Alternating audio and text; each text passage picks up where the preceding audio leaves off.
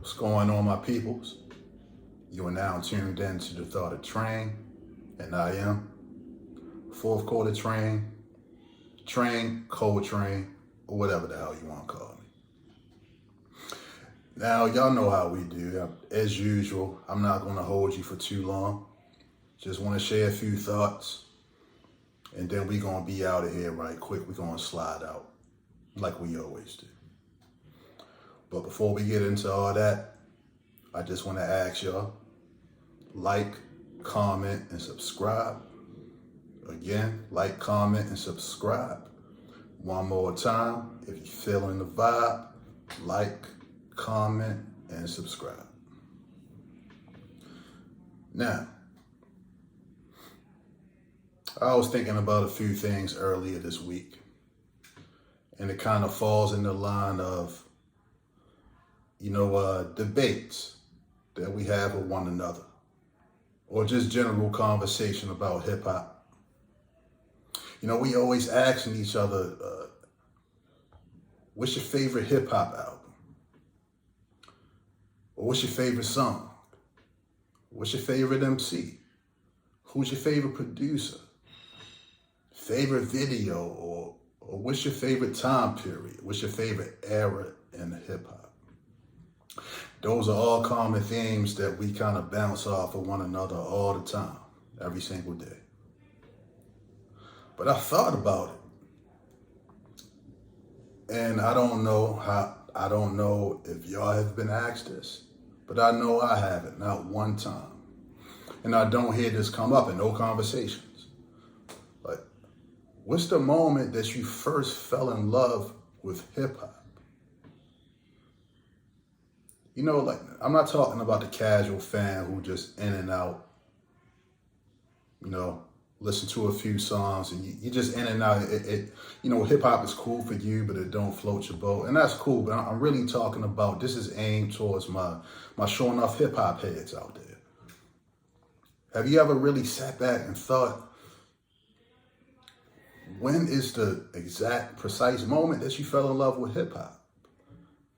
And so I had asked myself that, and I had to think about it. So, and I came up with a conclusion. I came up with an answer for that. So, like I said, not going to hold y'all too long, but I'm going to take y'all down this quick trip down memory lane with me. So, y'all come on down with me. Now, thinking back to when I was a little kid, little dude, I always heard mainstream. Always heard the mainstream hip hop on the radio. And keep in mind, this is a time when hip hop was not really on the radio like that. It was not popping. It wasn't as prevalent as it is now, for sure. But I'm thinking about a time period to where I had to be, I want to say 6, 7 years old. Like I said, I did hear the mainstream in passing, whether it was on the radio or whether it was on a main network, cable network like MTV. And you heard things in passing like Run DMC, LL Cool J, Beastie Boys, Houdini, Eric B. and Rakim. Eric B. for president. That shit was bumping out of cars. That you heard that all the time. So like I said, the mainstream stuff. But far as really paying attention to it, really giving it my serious ear, it never caught my attention until the first time I heard NWA and Eazy-E. And now, their story has been told a billion times. So you will understand, if you know anything about them, you will understand why that would be, or they would be the first artist that would have caught my ear as a 6, 7, 8-year-old. You will understand that. So let me think back. The first time I heard them, I'm just minding my business, outside chilling, looking for some shit to get into. And here come my homeboy slash brother, And he probably watching this now. He gonna be laughing his ass off. His name is Ahmad. Lived two houses up from me. Yo, come here. I'm looking at him all weird, like, what you whispering for? Like, no, come here. This shit is top secret. So I go up there, I go on his yard. What's going on, dog? Man, I got something you need to listen to, man. We can't let nobody know we listening to this. What you talking about? He pulls out an album, like not a cassette. And CDs wasn't out at the time, but it wasn't a cassette. He pulls out a whole album, a record. And it was the Easy Does It album. So Easy Does It came out first. Easy Does It came out before NWA. NWA may have came out a few months later. But Easy, as far as Ruthless Records and their first major album release, this was the first one. So I see this. And the first thing that caught my eye, I see the imagery. I see guys standing, black jackets, Raiders hats, all kind of just dark gangster imagery in the back. That catches your eye straight off top. But what caught my eye, when I see things, I pay attention to detail. They didn't have the parental advisory explicit lyrics sticker back then. The one we all know, the black and white sticker. They didn't have that back then. They had like this little square box. It was a red box with red lettering. And it read, these songs contain explicit lyrics. Parental guidance. That's the first thing I said. So just reading that straight off top, I said, oh shit, this serious. This some shit we shouldn't be listening to. But with me reading that sticker, with me reading that warning on that album, it might as well have said to me, yo, dog, come on, listen to this shit. This is specifically made for you, Antoine. Listen to this. But you can't let your parents know shit about this album. It's just between us. It's just between us two. It's for you to listen to. That's what that sticker might as well have said to me. Because, as a child, that makes you see advisory stickers and warnings, whether it's on the album cover or it's on television. It's going to heighten your sense and make you want to listen to it more. You know how that go. We hard-headed little dudes. So, we go and listen to this album. And when we listen to it, we not just sitting on a step, sitting on a stoop, listening to it. Because people going to hear us listening to this shit, and we going to get our ass whipped. So, we ducking behind cars. We in the alley, ducking behind cars and bushes, hiding in people's yards just to listen to this album. I am not exaggerating. I'm not exaggerating. That's how it went. That's how we had to listen to that Eazy-E album. I gave that one listen to it all the way through. Yeah, man.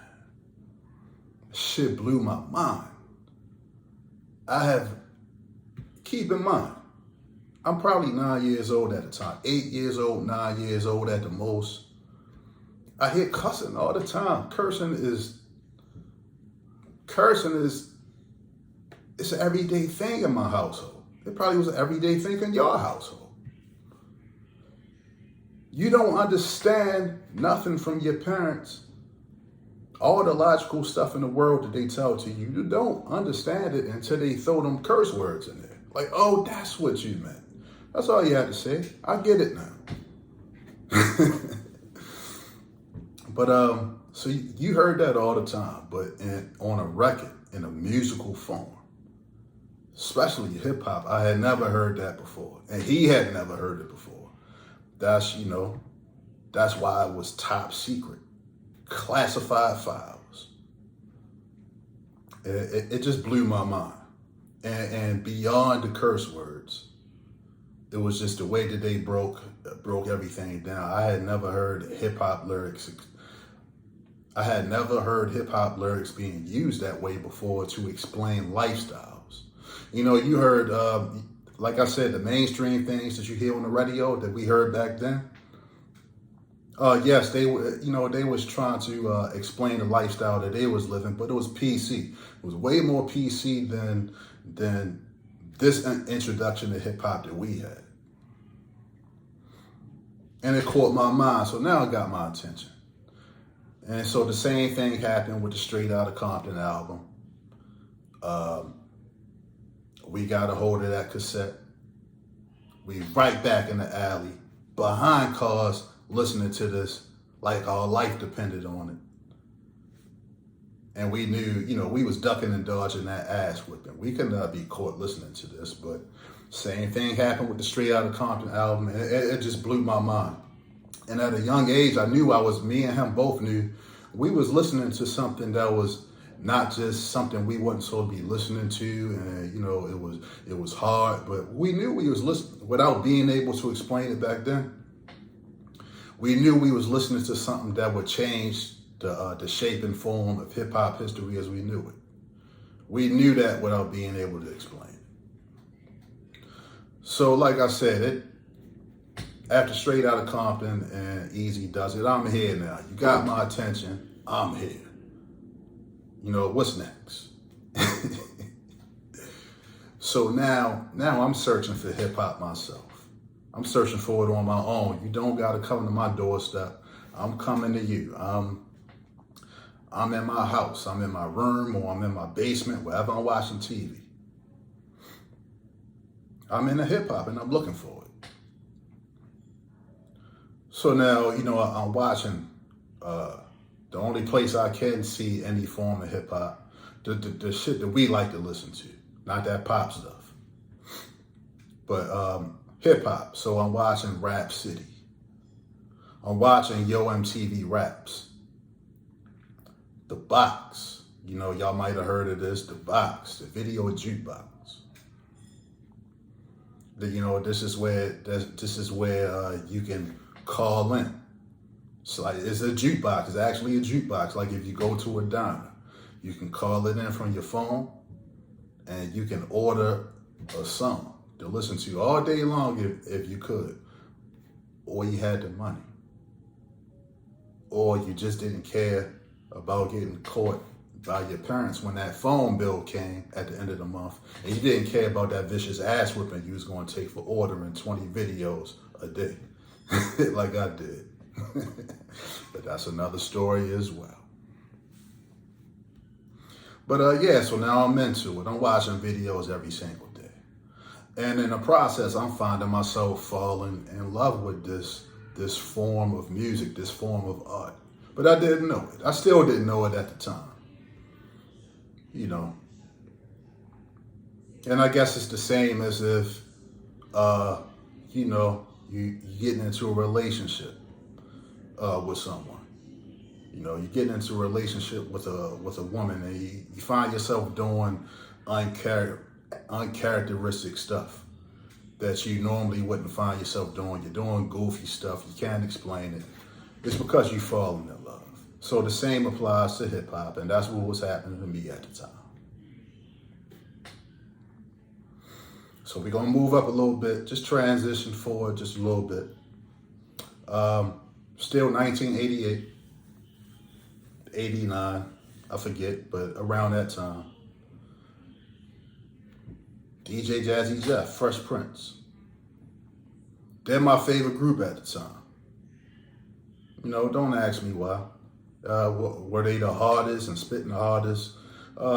No, content-wise, but they, like I said, I'm an 8, 9-year-old kid. And, they had them funny videos. Parents just don't understand. Girls of the world ain't nothing but trouble. which is still true to this day. Thanks for that message, Will. But yeah, it was just a fun, easygoing group. But they was dope as hell. DJ Jazzy Jeff, one of the best DJs of all time. Fresh Prince back then, y'all know him as Will Smith. I knew him as Fresh Prince. Don't take all the fun and games and goofy antics in the videos. Don't ever take that for granted. The boy get busy on the mic. Just go to Brand New Funk and a few other things like that. Fresh Prince Will Smith was getting to it on the mic. But they had a style. And they had a style that was kind of easy going, easy listening for the ears. And that's what caught my attention. They was my favorite group at the time. And so they dropped the album, He's the DJ, I'm the Rapper. And that might have been one of their best-selling albums at the time and one of the best-selling hip-hop albums at the time. So I'm listening to the radio. And I hear the theme I hear this little tune, this melody coming on. And it's the theme from Nightmare on Elm Street, which is my favorite horror movie at the time. That's back then. Y'all don't know about this shit now. Y'all see all these weirdo, scary movies that come out now and y'all scared shitless. No, back then we had real scary movies. You didn't need all these fancy special effects. I see a nigga coming up from under the bed with big ass machetes for fingernails. I'm done. I'm out of there. I'm scared. I'm scared as hell. I ain't sleep for weeks watching this Freddy dude. But yeah, that still was my favorite, one of my favorite movies at the time, and I heard that melody. So they had flipped it. And they switched Nightmare on Elm Street to Nightmare on My Street. And Fresh Prince put his own little spin on it. It was dope. So now I'm like, I want to hear this again. But keep in mind that we at a time where there's no streaming. There's no YouTube. So if I want to hear this again, I don't have the luxury to go in the house or pick up a phone, thumb through my phone and find it, just like that. I can't go to Tidal, Spotify. I had to wait for this to come on again. And like I said, if it wasn't a real famous pop and hip hop song at the time, it wasn't really getting played on the radio. You'll hear some stuff later on at night in a little late night mix, but you wasn't hearing it in the daytime. At night I had to go to sleep. I'm still a young cat. I had to go to sleep, but so I wasn't really catching late night mixes. So now I'm like, when is this song gonna come on again? I need to hear it. I just couldn't catch it. I had my little radio in the house, couldn't catch the song. So I said, all right. I got me a tape. I got me a cassette. And I popped that joint in the radio, and I'm trying to catch the song. I'm sitting there 1 hour, 2 hours, 3 hours at a time, trying to catch this damn song. I'm wasting precious moments of my life. I'm missing time going outside, playing with my homeboys, playing with the little girls, playing hide and go seek. Well, y'all play hide and go seek. We play hide and go freak, but keep that on low. But yeah, I'm missing all these valuable moments outside trying to catch this song. Couldn't find it. So, the wheels of my head started turning. I'm like, you know what? Damn this. You cutting into my playtime. But I'm gonna do this. I got smart. I go to the store, go to the market or a corner store, wherever I went. I bought me one of those 120-minute Maxell cassette tapes. Right? Y'all know about that shit. Look it up. But I bought me one of them joints. So I said, I got this 120-minute cassette tape. I'm gonna pop it in the little boom box. I'll go outside, do whatever I want to do. And by the time I come in the house, I know I'm gonna have this song. I know this song would have came on the radio by now. So, long story short, I come in the house. I can't even tell y'all if I caught the song or not. You know. But I said all that just to say, that's how deep in love that I was falling for this art form. That I was willing to go through all that just to catch one song. Now later on, yeah, I heard the song. But that's not the point. It's just the point that these are the extents that I'm willing to go to just to hear one song. I'm falling in love with this art form called hip hop. Now, let's fast forward a little bit. The year is 1992.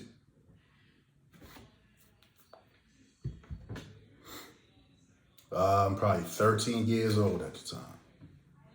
I'm in middle school, probably my first year of middle school. So at this time, I'm old enough to where, my grandfather giving me lunch money every day. He messed up with that. God bless, but yeah, granddaddy, he messed up with that. He was giving me $3 every day to go to school and buy lunch. So that's $15 a week. So needless to say, I was starving. You know what I'm saying? I was starving from not eating and saving up my money for hip hop. And I was starving for hip hop, all at the same time. They all coincide together. That's what I was starving for, hip hop. So I'm saving up $15 a week. And I'm hearing all my homeboys around. Yo, did you hear such and such album? Did you hear this? Did you hear that? And I'm like, what you talking about? I ain't hear that on the radio. Like, yeah, of course it's not on the radio. It's on the album. It's on the tape. I don't think CDs was out like that yet. It's on the tape. You didn't hear that tape? Like, man, what's wrong with you? You need to get with the times, son. So I said, okay. So clearly I'm falling behind. I'm still checking for songs to come on the radio and on MTV and BET and the video jukebox. You got my guys out here buying albums, and I'm missing out on a lot of shit.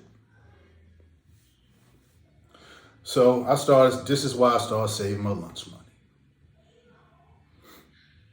So I saved up enough money to buy 2 cassettes. Like I said, I didn't have a CD player yet. I think CD players were about to come around.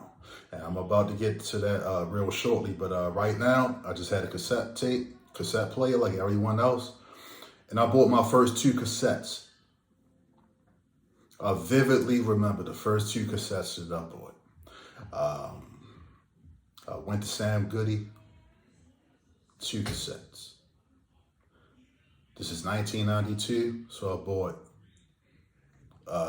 what's the name of the album? Fushnikins, F.U, Don't Take It Personal. And the other cassette, the second one was EPMD, Business Never Personal. So now it's ironic that they telling me not to take nothing personal when I'm taking this hip hop shit very personal at the time. So I got these albums, happy as hell. I'm banging them out. I'm listening to Fushnikins. I'm not going to say I was in love with that album, but I'm rocking the singles that was on it. And I believe it might have been La Schmoo, We Don't Got Nothing to Prove. That's the one with Fife. Fife was on it. He murdered that. If y'all never heard that, please go back and listen to it. But for all my hip hop heads, y'all know Fife killed that. They had another single on there. It might have been What's Up, Doc? Because, I believe they had Shaq on that single with them. You know, Schnickens was kind of one of the earlier groups. They was a little bit before Wu, maybe a year or two before, and they had some kind of kung fu themes within their music, but it was more playful at the time. Wu would have came a year or two later, and they perfected that style, blew that out the water, and 25, 30 years later, the history has been well told and spoken on Wu-Tang. But yeah, so I have this album, Schnickens. The album that was really banging out the hardest was EPMD, Business Never Personal. So a lot of times I find myself referring to this album as their last album. It was their fourth album. It was their fourth album at the time, but they broke up after this album. You know, that's been documented, but yes, they broke up after this album. They came back together and recorded a few after that. But I always referred to that like subconsciously as their last album because that's when they really was on the same page at this time. You know, they was thick as thieves as far as the chemistry. And I've spoken about this before, but yeah, so I'm listening to that album just top to bottom. That's a classic album. That might be my personal favorite. My personal favorite EPMD album.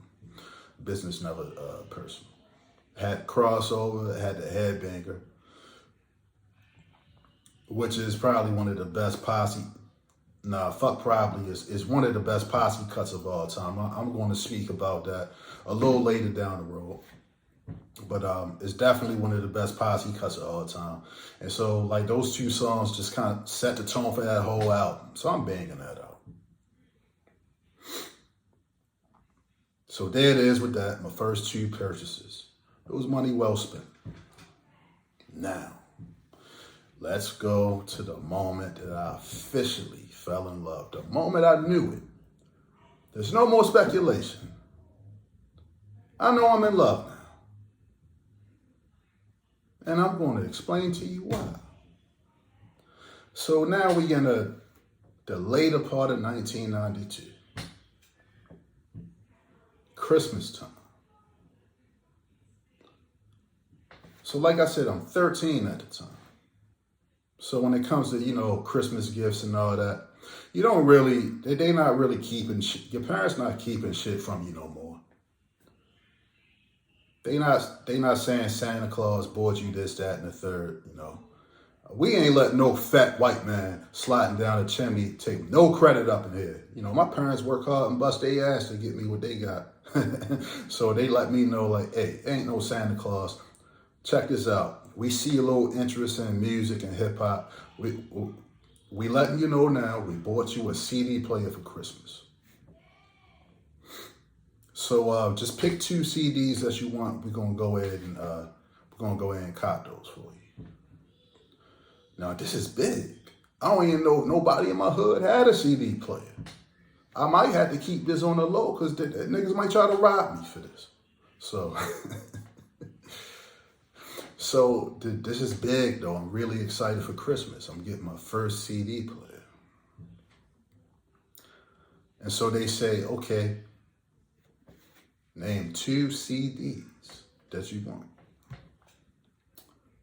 So knowing me, I wrote a list of 10 CDs that I wanted. You know, give them an inch, they're going to take a mile. That's what I was trying to do. I was trying to take the mile. I was trying to test the waters. They said, no, nigga, I said 2, not 10. So I narrowed that 10 down to 2. Long story short, the two albums that I circled out and what I received for Christmas was The Lynch Mob, Gorillas in the Mist, and Dr. Dre, The Chronic. All right. So these are 2 CDs that I got for Christmas. I opened the CDs up. I said, damn, why is the package? Pause. But why is the package so long? You know? I unwrapped it. It was these 2 long ass boxes. See, back then, the CDs didn't just come it didn't just come in a CD case. That's not how you bought them when you got them from the record store. They came in these long boxes about yay long. And the reason for these long boxes, I know a lot of y'all had these boxes. You probably never knew why they came inside of those big long boxes, just for you to rip it apart and then get to the regular CD case. Well, they came in these long boxes. It was just for storing purposes, just so they can store it inside the store. See, they didn't have sections set up yet for CDs, because like I said, you just had cassettes and records and vinyl at this point, not a lot of CDs. So they put them in the long boxes so they can store them in the vinyl bins. They stored the CDs along with the vinyl. And so, long story short, that's why they came in those long boxes. Just in case you never knew, I'm also Wikipedia too, so hit me up. So yeah, I got these two long boxes. I'll rip them open, and for whatever reason, I wanted to listen to the Lynch Mob album first, Gorillas in the Mist. I had already knew about Dr. Dre. Like I told you, my introduction to really wanting to rock out the hip hop was NWA and Eazy-E. So I already know about Dr. Dre, what he's capable of and all that. So I wasn't, at this time, I was excited, but I wasn't like head over heels to rip open the Chronic case, because I had no idea what I was going to be getting into. So in the Lynch Mob, there was Ice Cube, one of my favorite artists, still to this day. But the Lynch Mob, Gorillas in the Mist, that single was out at the time. That shit was going hard. Banging music, hard lyrics, real militant style. They kind of took on they took on the vibe of Ice Cube. Ice Cube probably was writing it 9 times out of 10. But yeah, so that's why I wanted to hear that first. I listened to it all the way through. I was satisfied. It wasn't the best album I heard, but it was definitely a dope, solid album. Gorillas in the Mist. That was dope. So here we go with the Chronic. I open the Chronic. Damn. All right.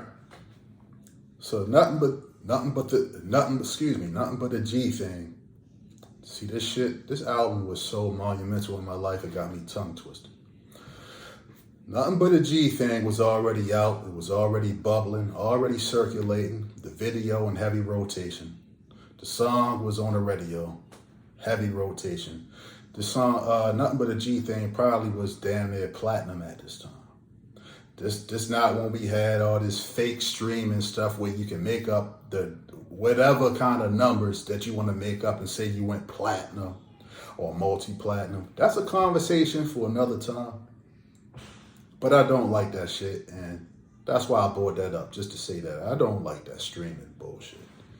They fudge the numbers all day long, but back then, yeah, Nothing But a G Thing, that went platinum. SoundScan. I can look at the Billboard magazine weekly and see what kind of numbers it's doing.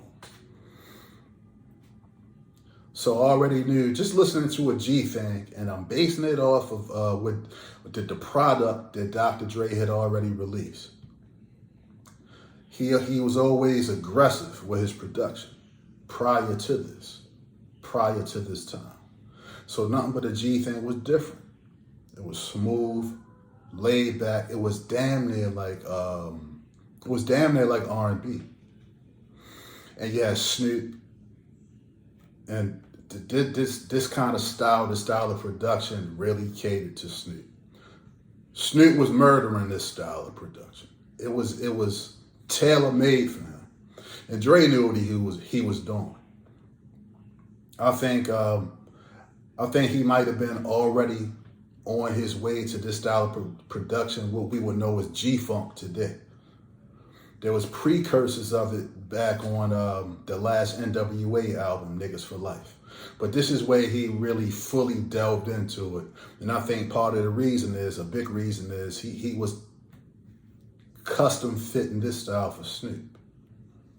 So like I said, I knew he was on to a new type of vibe, but I did not know it was going to be this shit. Now, I'm not going to do a deep dive on the Chronic because I'm going to do that a little later. That the Chronic is so special of an album that I can't just run and zip through it. I'm going to have to give it a time on its own. I'm going to have to give it a show all to itself. And that's going to be coming soon, a little later down the road. But right now, let me just take you to the mind of a 13-year-old hearing this album for the first time. Boom. I turn it on. I hear the intro. One of the hardest intros I've ever heard. Boom. Dre Day. Dre Day comes on next.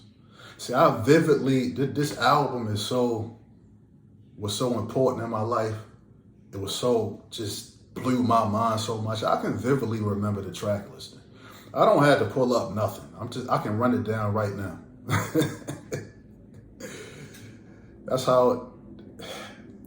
That's just how monumental this album was. So, Dre Day. Let Me Ride. The Day the Niggas Took Over. Nothing But a G Thing. These Nuts. Little Ghetto Boy. A Nigga with a Gun. Rat-a-tat-tat. The $20 Sack Pyramid Skit. Lyrical Gangbang. Now, I'm 11 tracks in already. I can stop here and tell you that I already know where this album is headed. And I can't fully explain it as a 13-year-old, but I can already hear the tone of this album. So you already know Dr. Dre and Snoop, that's the head of the show. They're the headline of this show, which is called The Chronic. I already know that. But it's deeper. It's deeper than just Snoop. I'm hearing dudes I've never heard before in my life. I'm hearing Daz. I'm hearing Corrupt. I'm hearing RDX. I'm hearing Rage. Like, who the fuck are these people? But when I walked away, even with me not knowing who they are and me asking, who the hell are these people? At the same time, they blowing me away. Because the way that they was delivering on his album, they was delivering like they've been in the game 10, 15 years already. Like this is unheard of. I had never heard just newcomers step on an album of this magnitude. Other artists would have just been swallowed up by the star power of Dr. Dre and Snoop. Yeah, Snoop was a newcomer, but we have known Snoop from Deep Cover. And like I said, Nothing But the G Thing was kind of like a household song by the time the Chronic came on. So any other up-and-coming artists would have been swallowed up by the pressure of just standing next to those two, but they clearly were not. And they are a big reason for the way that this album performed. It was an album full of all-stars. So now, I mean, they killing it.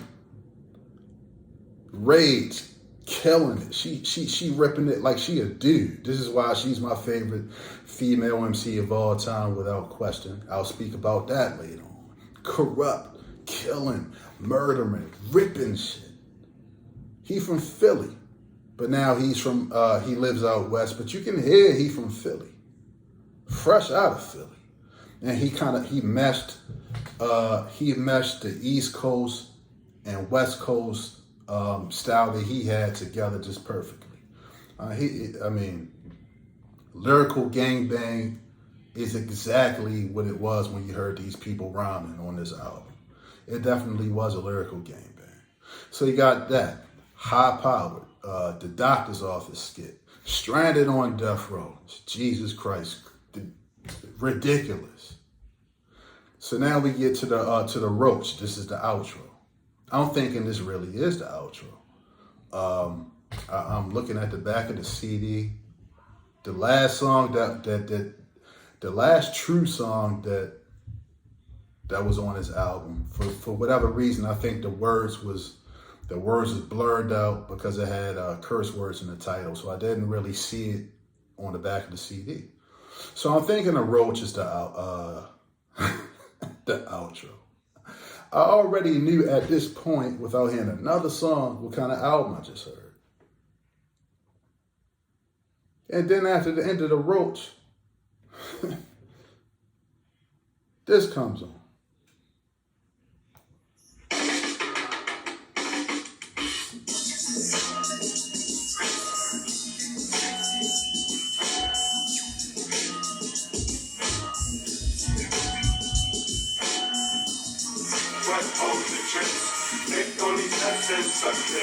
What?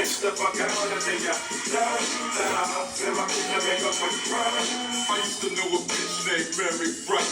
We used to roll around and fuck the hoes at night. Psyched in the motherfucker with the gangster face, and we was balling on the motherfucking Compton Street. Hey. You gotta be fucking kidding. That's all I need to hear. You ending an album out like this? Like this? This is how you end the album out? Like this? One of the hardest beats I ever heard in my life. One of the hardest bass lines I ever heard in my life. One of the this shit is crazy. It's blowing my mind now like it blew my mind back then. You come on a song saying, I used to know a bitch named Eric Wright. We used to roll around and fuck the hoes at night. I mean, you had already gave Easy, God bless, rest in peace to Easy, one of the true hip-hop pioneers. But you had already gave Easy the business on his album. I mean, you talk about kicking somebody. He wasn't down. Easy came back after this. And like Easy said, Dre Day only make Easy payday. So that's another story that I'm gonna tell later on. So, but yeah, you gave Easy the business all through this album. Shots at Easy, and now the last song on the album, this hard ass song, this hard ass beat dropping, and you going at Easy again. But aside from that, that's not the point. The point is, long story short, at the end of this song, this is the conclusion that I came to. Not only have I just listened to the best album that I've ever heard in my young life, I have just got finished listening to a perfect album. The first perfect album that I've ever heard in my young life. And I'm one of them dudes who, back then, all the way up to now, I was 13 then. I'm 42 years old right now. And I never throw that word classic around lightly. There's a lot of dudes out here who quick to call everything a classic. Just because you can listen to an album all the way through, dog, don't mean it's a classic. Now, I don't play around with that word. And I knew back then, without even knowing the ins and outs of hip hop and how to even how to properly speak on hip hop, I knew that I had just finished listening to a perfect album. The Source back then, which was highly credible, probably one of the most credible magazines out at the time, the editors were on point. A lot of classic editors were working for The Source at the time. They gave this album a 4.5 mic. When I read that, I thought they had ran out of ink. And they didn't have enough ink to finish filling out the 5th mic, because this was a 5 mic album, maybe 6. This was a perfect album. And I'll speak about what I think about this album and the impact it's had on hip hop later on. But that's what I heard. And with that being said, I'm all in now.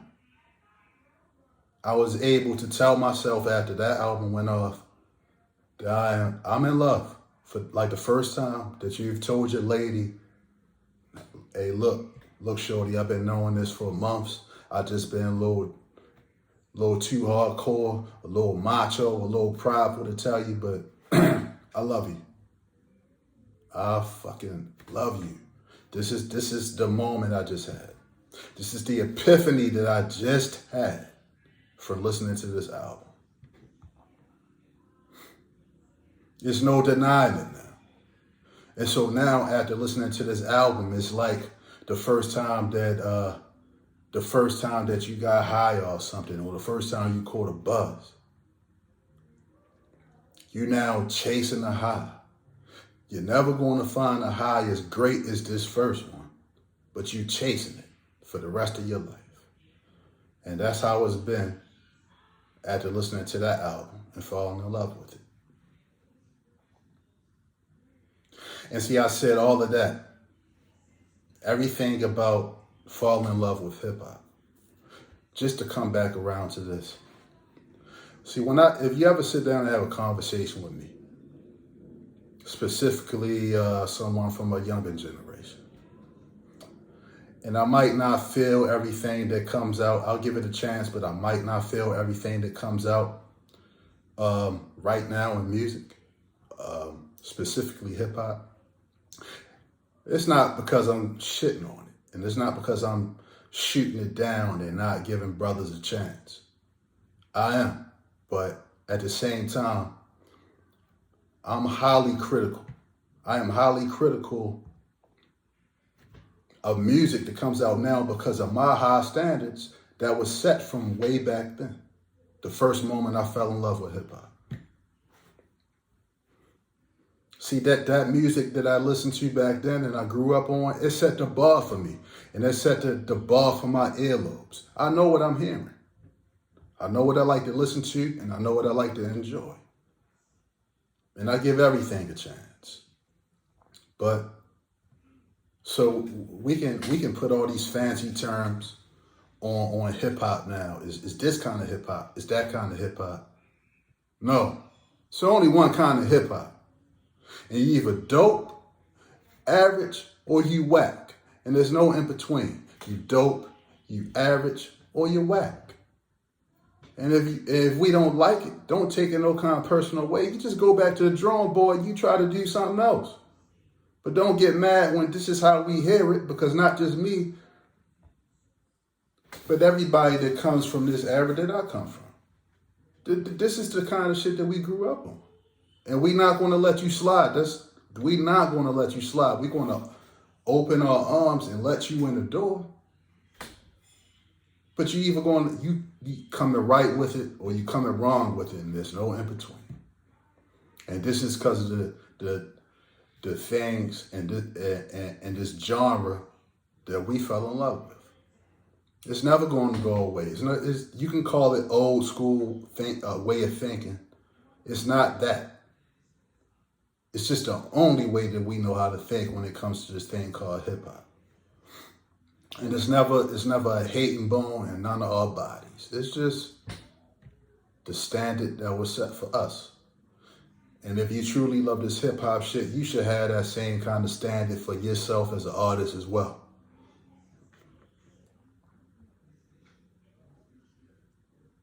And that's it. Not really too much more to say about that. That's just, that came off passionate because I'm very passionate about this. And on my dying day, I'm going to be passionate about this shit called hip hop. So with that being said, I really just wanted to share that with you, my love for hip hop. And I would love for y'all to comment below and tell me, share with me some of y'all moments, the moments that y'all can recall when y'all fell in love with hip hop.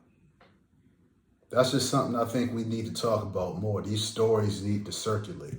These thoughts need to circulate more so we can share them with each other, and hopefully other people catch wind of it too. And they'll understand what kind of music needs to be made to keep this thing afloat. So in closing, just want to let y'all know that, of course, we got the Thought of TRANE podcast. And also there's going to be not just that, but more content in between, more daily content, So I'll divulge some more of that as we keep going. So I appreciate y'all being here with me, riding with me. Without y'all, there'll be no me, and that's just how it is, and that's how it's always going to be. So I'm gonna end this thing out by saying what I always say, what I always share with y'all, and is what I share with myself. Be true to self, do yourself, and we out this time.